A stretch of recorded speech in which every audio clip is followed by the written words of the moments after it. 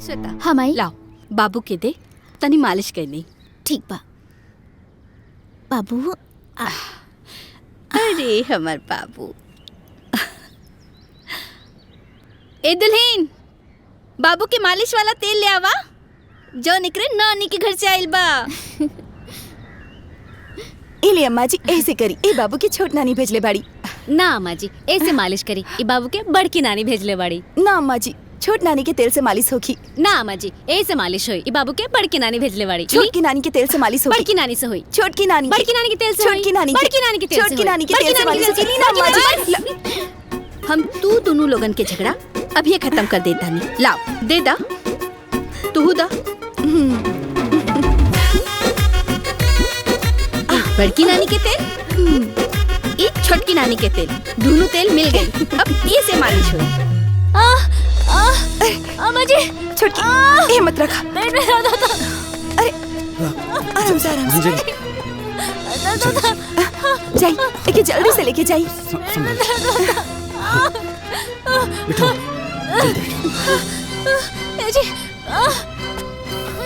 ये आदित्य, डॉक्टर साहब से बोल दिए 2 दिन से पेट में दर्द होता। आज बहुत ज्यादा बढ़ गई बा। हाँ माई बता दे। चलो। मम्मी छोटी माँ के का भइल बा? छोटकी मम्मी के पेट में दर्द होता, डॉक्टर के पास जात बाड़ी, दिखावे ठीक हो जाई। हमो जाए के बा, हमो जाए। ना ना बेटा अभी आ जाइए।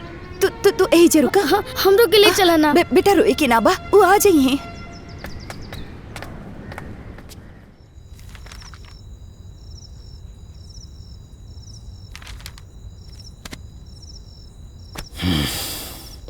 देखिए अब ये कभी माँ नहीं बन सकती। माँ नहीं बन सकती?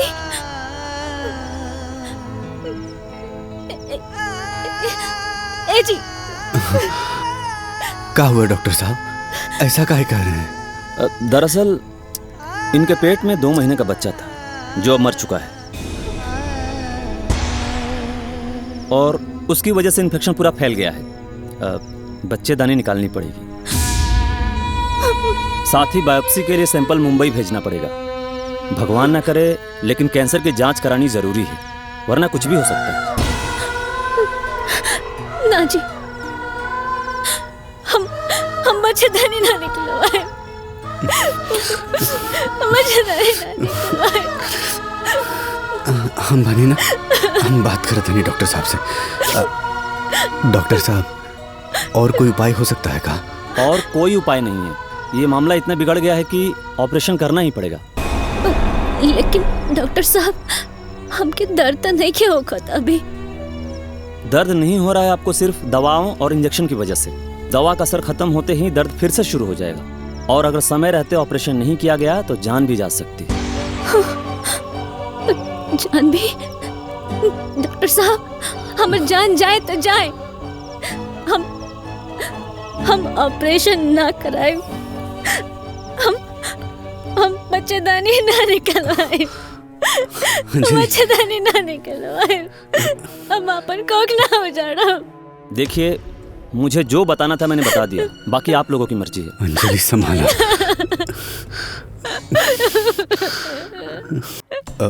नहीं डॉक्टर साहब, आप इनकी बात मत सुनिए, आप ऑपरेशन की तैयारी करिए। ठीक है नर्स। यस सर। ऑपरेशन के लिए ओटी रेडी करवाओ। ओके सर।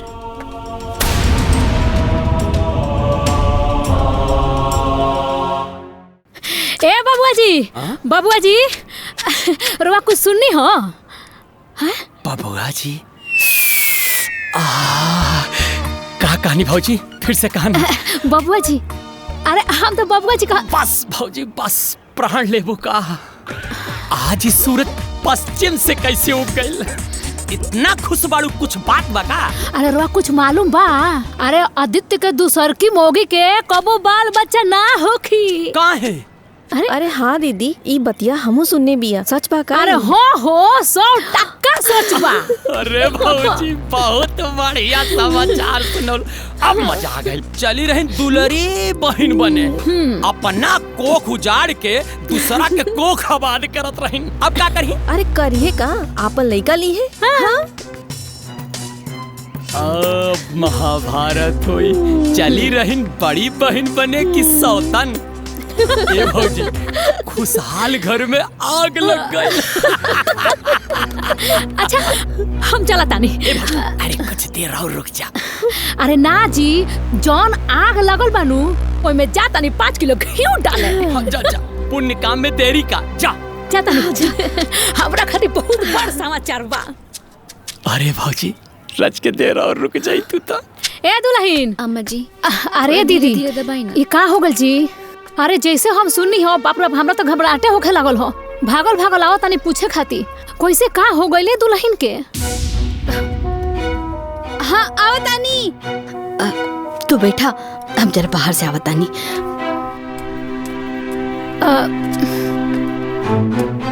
दुल्हन अब ठीक बाड़ू नु? हाँ चाची जी ठीक बानी, पहले से बहुत आराम बा। अब का ठीक रहबू हो? अरे भगवान तो तहार जिंदगी उजाड़ देहले। बताओ, अब तो कोनो लइके फैके ना होई। भगवान के भी नु तारा संगे इतना अन्याय ना करे के चाही। अब बताओ, पहले ही से घर में एगो बाझिन रहली हो, आ तू बाझिन जैसे हो गईलू। ऐसा काहे कहतनी चाची जी, हम बाज बानी? ना ना, हमार कहे का मतलब ऊ नहीं खे। अरे हम तो ई कहतानी, भगवान इतना सुंदर सोना खान तार के बेटा देले बाड़े, आ तू वो बेटा के दूसरा के दे घलू। अब देख तोहरे बेटा लेके केंग बेटा वाली भइल बाड़ी। ठीक बा। आ तू यहाँ बाज निहर टुकुर टुकुर निहार तारू। ए दुल्हन, उ तारा नु अपना बेटा के ना देवे के चाहत रहल। अरे हम तो कहतानी कि तू अपन बच्चा ले लो। बाबू, हमार राजकुमार, हाँ अच्छा से पढ़ाई करिए। बस चाची जी बहुत हो गई। अरे चुपा जाए न तो हमरा मुंह से कुछ उल्टा सीधा निकल जाए।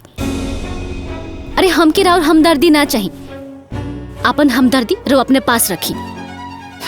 अरे खिसियात का बाड़ू? हमरा जौन मोन में आयल हो तौन कह देनी हो।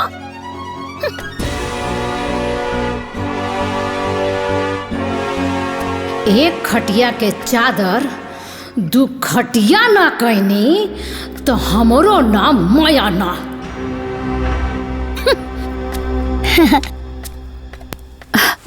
अब ना खाइल जाई बबनी, अब ना खाई। माई, ए दुल्हन थोड़ा सा और खा ला ना, बहुत दवाई खाए के बा। अरे अम्मा जी अब ना खाइल जाई ना, थोड़ा सा खा ला। हाँ ए दुल्हन, अरे खूब खाइल पियल करो, देह में ताकत रही तो जल्दी स्वस्थ हो जाइबू। उ कहनु कि दीदी हमरा घर में नूने और आ गइल बा, तो सोचनी हा कि रोवा घरे जाई आ निमकवा ले ले आई, आ इनकर तनी हाल चाल भी पूछ ले आई। बहुत बढ़िया कैलू हा। जा बड़की किचन में बा, वहाँ से ले ला। हाँ, ठीक बा, तू आराम कर। बड़को, ए बड़को, तनी एक कटोरी नून दो ना, जैसे हमार आई नु हम लौटा दे। अरे ले ला चाची, एमे लौटावे के कौन बात बा, अभी देते तानी, रुकी। अरे केहू से लिहल सामान तो लौटा ही के नु पड़ेला। और वैसे भी जे कर्जा देला ओकरा जहिया घटेला तहिया मांगियो लेला। ए दुल्हन, बुरा ना मानो तो एगो बात कही। बोली। देख, छोटकू के तो अब बाल बच्चा होखबे ना करे।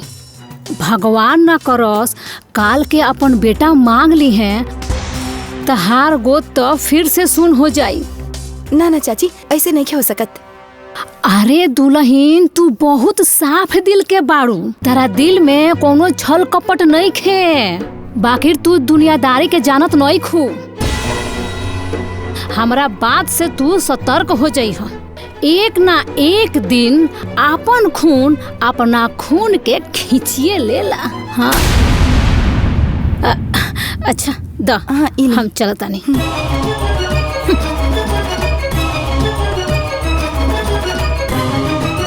चल बैठ दे हमरा के, हम ना देम बैठ। अदितवा के बेटवा तेरा बेटवा से लड़ता हो। नहीं की। चल चल चल चल चल। ना बड़ा ही चढ़बा बेटा, बोला। नहीं रुक की। जा, बताओ दे हमरा के बैठ। काहे रोत रे? काना हमरा के मार ले हा। ए, हमरा लिखा के काहे मार ले हा? बड़का बाग बनता रे, तोहरा से दुलारू कम बा काई? काकी, राउर बेटा बेईमानी करत रहे और हमरा से लड़ाई भी करत रहे। अच्छा, इनकर लइका बेईमान ह आ तू बड़ा साधु के जामल बाड़।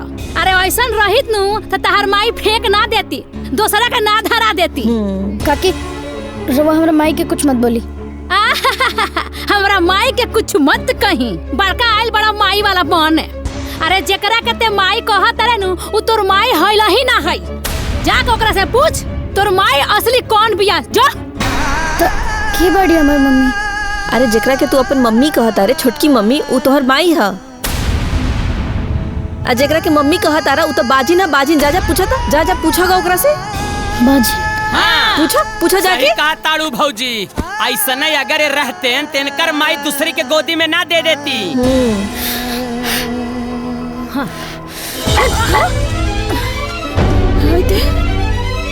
अरे का भइल? अरे हमर लाल का भइल? काहे रोत बाड़ा? का भइल बेटा? काहे रोत रहा? कहीं चोट वोट तो नहीं लग गई? हाँ? अरे का भइल? रोत काहे बाड़ा? केहू मरलस त ना बाबू? कहीं गिर त ना गइला? हाँ, भूख लागल बा, चला तोहरा के खाना खिया दी। ना ही हमरा के भूख लगल बा और ना ही हमरा के केहू मरले बा और ना ही हमरा चोट लागल बा। तो हमर लाल रोत काहे बाड़ा? हाँ? दादी पहले तो हमरा के ही बतावा कि हमार असली माई के हई। हमार असली माई मम्मी है कि छोटी मम्मी? अरे बेटा, तुहार असली मम्मी दीदी है। बाकी तो बेटा सब कर हुआ ना, यही से तो के सब क्यों प्यार करेला। अब चुप हो जा, मत रो। अरे तू हमार बेटा बड़ा बाबू, हमार बेटा। आवा, हम तोहर मम्मी है। हम एकरा की बात के बतावलस, कहीं चुटकी था। छोटी मम्मी हमार असली मम्मी के बाड़ी? अरे बाबू, हम सच कहता नहीं, तुहार असली मम्मी हम बानी। हाँ बेटा, तुहार असली मम्मी तुहार छोटी मम्मी बाड़ी। ना बाबू ना, तुहार असली मम्मी हम बानी। ये लोग तोहरा के बहकावत बाटे। ना बाबू, हम सच कहता नहीं, तुहार असली मम्मी हम बानी। अरे देखी ना जी, एक काका कहत बा लोग कि बाबू के असली मम्मी बाड़ी। ये हमार बच्चा के झूठ साथ सिखावत बाड़ी, भड़कावत बाड़ी। अरे एमे भड़कावे वाला कौन बात बा? सही बात बाटे कि कान्हा इनकरे बेटा बाड़े। हाँ, कान्हा अंजलि के बेटा बाड़े। सब क्या होता झूठ कहता, बेईमान बा लोग। कान्हा सिर्फ हमार बेटा बाड़े, हमार। बस दीदी, बहुत हो गई, अब और मत बोली। अरे कान्हा के हम आपन बेटा कह देनी तो झूठ बोलता नहीं, साजिश करता नहीं। और रवा बड़ा सच बोलता नहीं। हाँ, कान्हा राउर बेटा हुवन। हाँ। अगर राउर बेटा हुवन तो कान्हा के सर पे हाथ रख के कसम खा के कहीं कि कान्हा के रवा पैदा कैले बनी। हम ना खाई, कान्हा सिर्फ हमार बेटा बाड़े, हमार। और हाँ, तो लिख के देले बाड़ू, तो वचन देले बाड़ू। तो आज से और अभी से हम अपन वचन और अपन लिखल दोनों वापस लेता नहीं। कान्हा हमार बेटा बाटे। ना, कान्हा सिर्फ हमार बेटा बाड़े, ये हमार हुए। कान्हा सिर्फ हमार बड़े। ना, कान्हा तो हमार बेटा हुए। हमार हाथ छोड़ो, तू हमार मम्मी ना हो। हमार मम्मी हमार छोटी माई है। हाँ बेटा, हमारी तुहार मम्मी बनी। अरे कान्हा, तू हमार बेटा बड़ा। बेटा हुआ, क्यों कहना सुना? तू हमार बेटा हुए कान्हा। कावल माई। कुछ ना बेटा, कुछ ना बिल बेटा, कुछ ना बिल। तू सुजा बाबू, सुजा। हाँ, सुजा बेटा। हाँ, सुजा।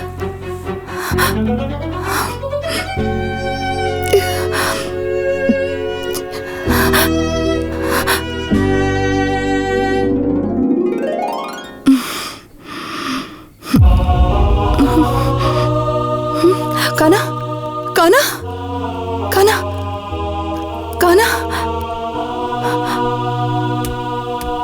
हमारी प्यारी छोटी माँ।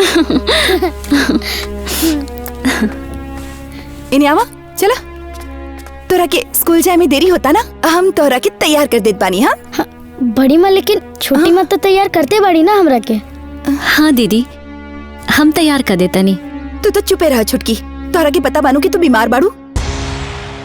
बच्चा के पास ना रह के चाहिए। अरे कुछ हो हवा गई था। दीदी, दुल्हन, इका बोला तारो, कौन बीमारी भइल बा छुटकी के? जितना फिकर तोहरा के बाना लइका के, उतने फिकर ओकरो बा। कुछ भी हो जाए, बच्चा से दूर रहिए तो ठीक रही। चले बाबू, तैयार होके के बाना, चले चल अंदर चला जल्दी। चल चल चल चल।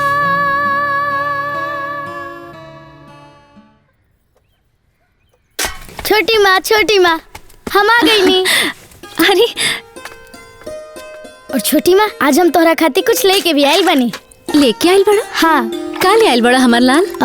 दिखावा तो। ऐसे ना, पहले तो अपन आँख बंद कर, फिर हम तोहरा के दिखाई। अरे आँख बंद करी? हाँ। अच्छा ठीक बा। हाथ खोला। कहाँ? अरे कहाँ? खोला।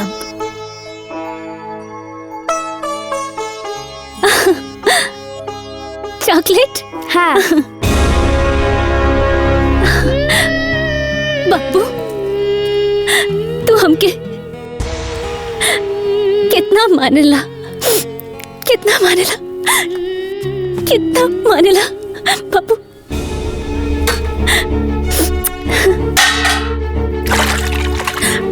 कितना मानेला बाबू। तारा के कितना बार समझवले बानी, बाहर से आके हाथ मुंह धोल कर और सीधा हमरे पास आवल करो। इन्हीं उन्हीं मत जायल करो, तारा के समझ में ना आवेला। हाँ चलो। अरे अब मम्मी हमारी बात तो सुना।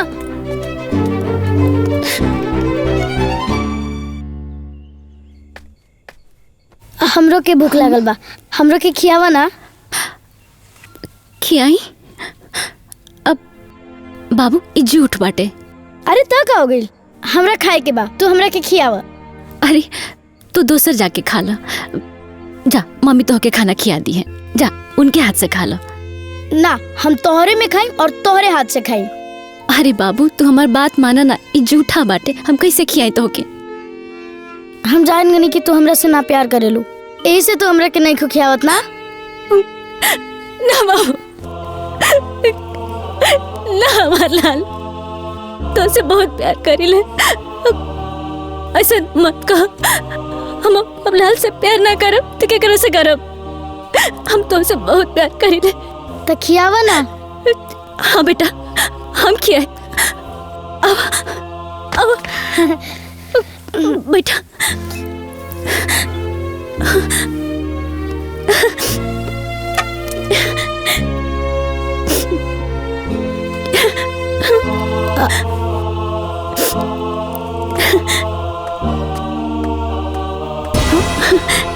ला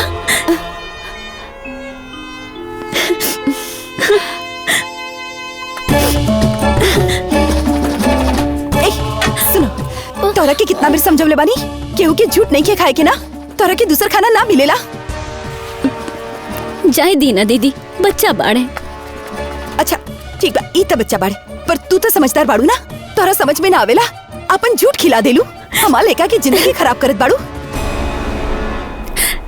दीदी ऐसा मत कहीं। बस करा दुल्हन, बहुत बोला तारू, बहुत हो गए तोहार।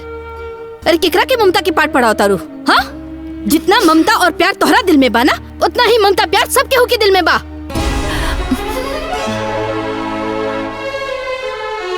कान्हा ई घर के इकलौता चिराग है। केकरा के ममता सिखाओ तारू?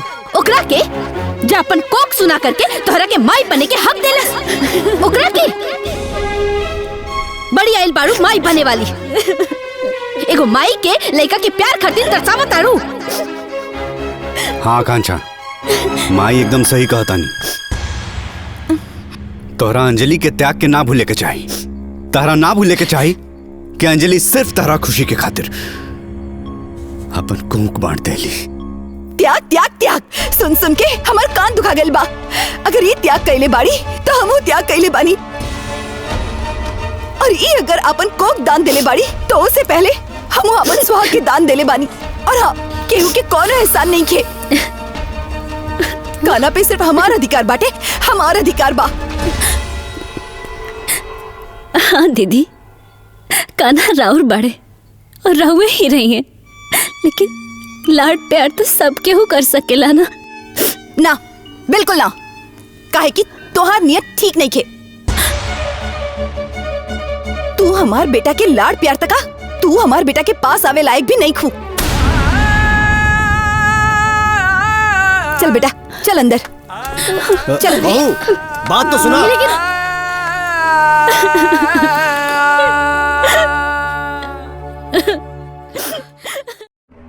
आदित्य बेटा, बड़ी बहू के समझावा कि घर के माहौल बिगड़त जात बाटे।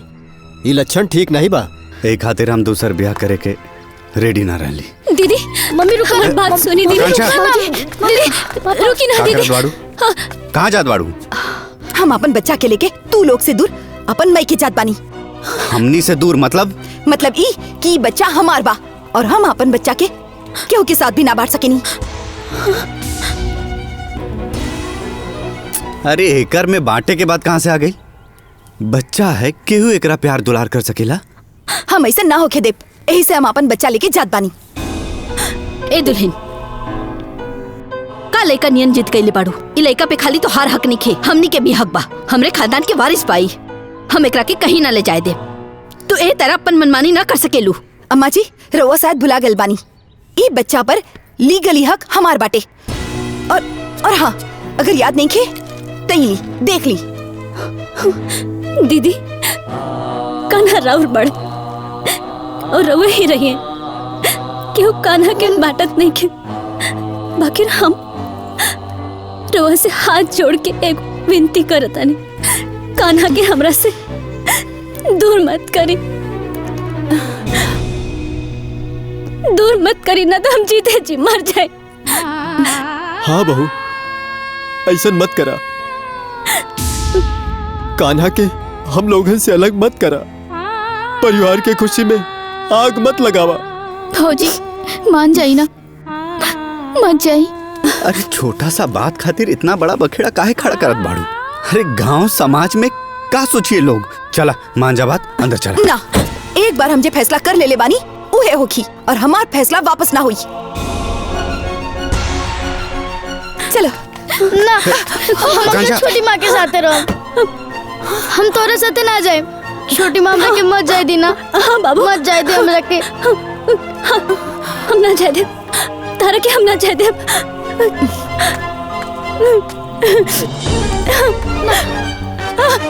बाबू, छोटी माँ, बाबू, मम्मी, कान्हा।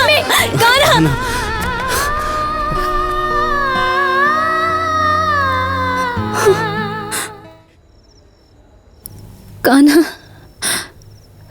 बाबू,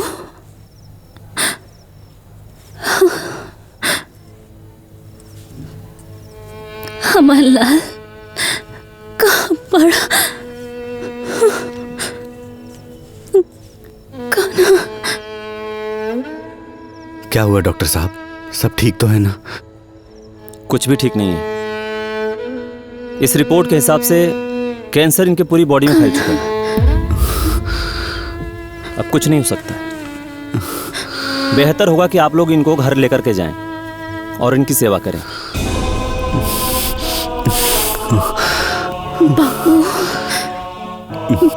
डॉक्टर साहब, कुछ तो उपाय होगा जिससे इनकी थोड़ी तकलीफ कम हो जाए। हाँ, एक काम करिए, एक बार इनको इनके बच्चे से मिलवा दीजिए, शायद तकलीफ थोड़ी कम हो जाए।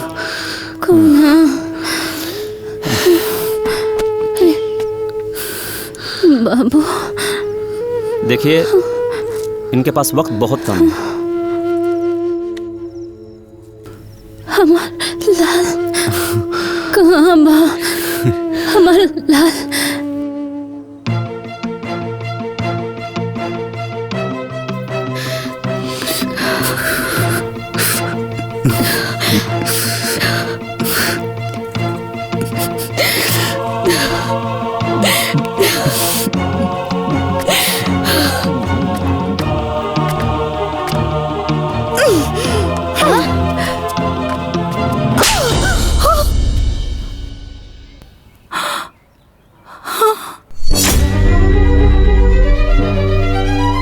जौना माई तारा के माई बने के सौभाग्य देलस, आज वह माई के अपन संतान के ममता पावे खातिर तड़पावा ताड़ू।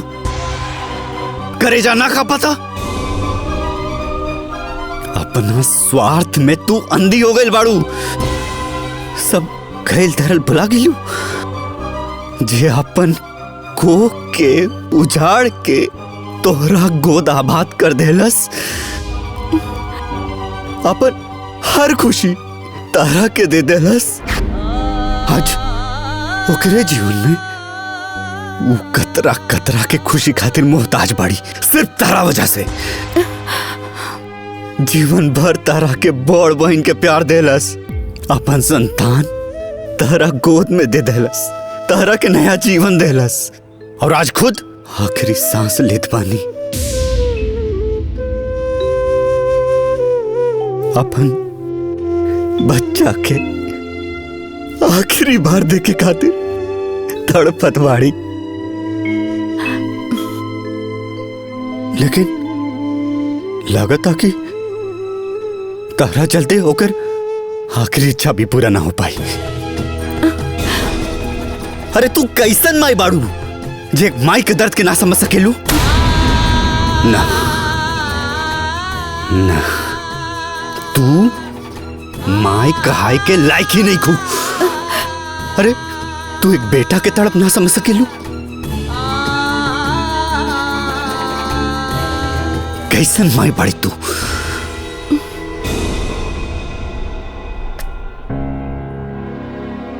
भगवान तारा के बांझ बना के एकदम सही कहला।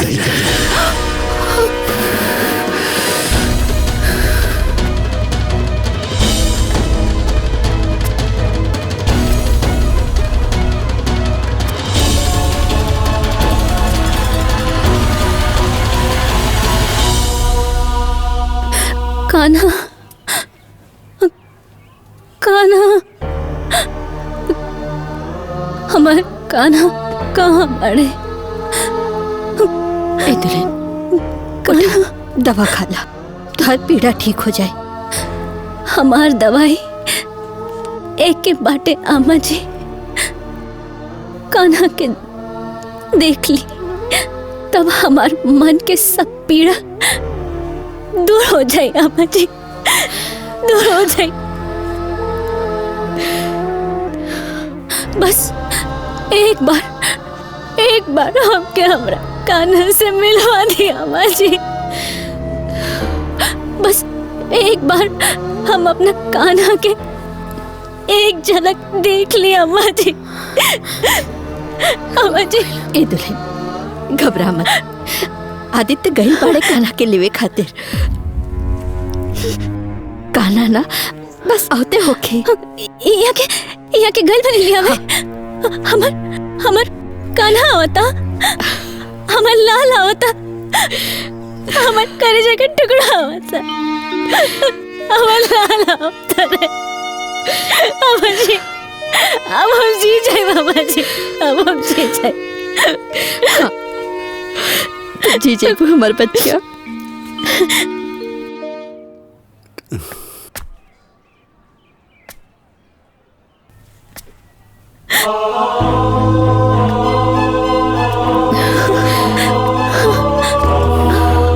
रवा आ गई नी, अकेले आई बनी। कान्हा कहाँ बड़े? कान्हा कहाँ बड़े? उनका के ना लेनी? हाँ कहाँ बड़े कान्हा? कान्हा कहाँ बड़े? बताए ना, उन्हें आइले। हाँ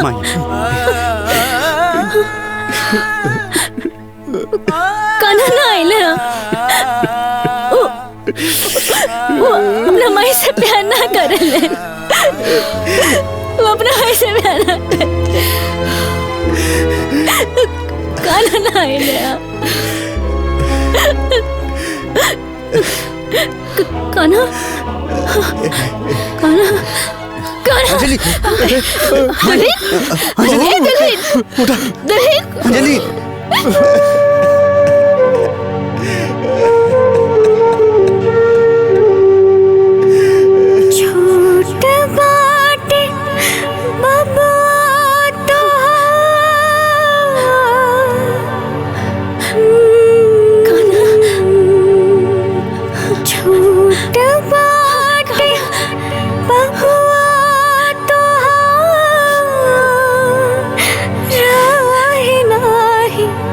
पा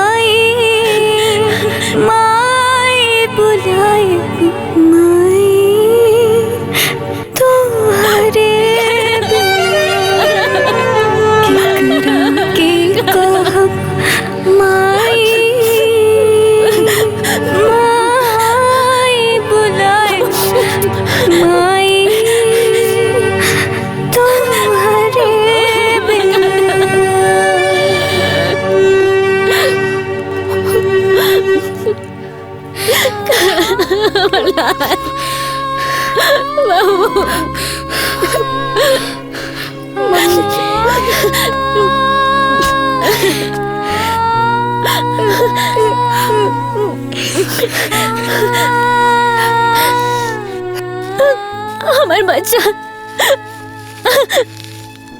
हमार लाल। मम्मी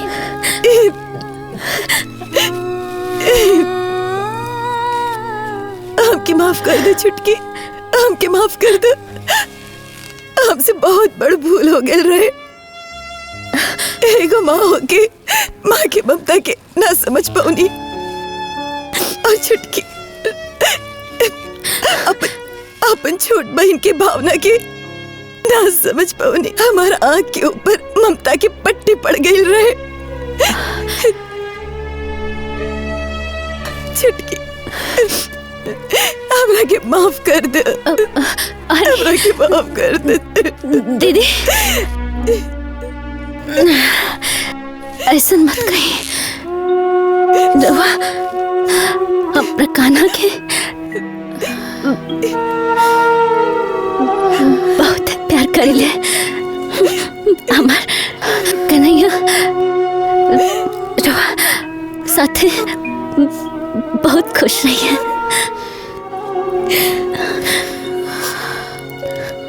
बहुत खुश रही है रवा।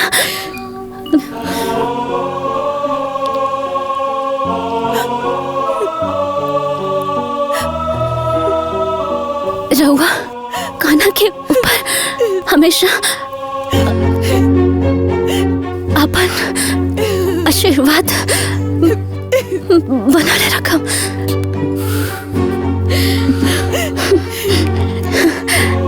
बनाले रखम, बनाले रखम। छोटकी भौजी, अंजलि, अंजलि, छुटकी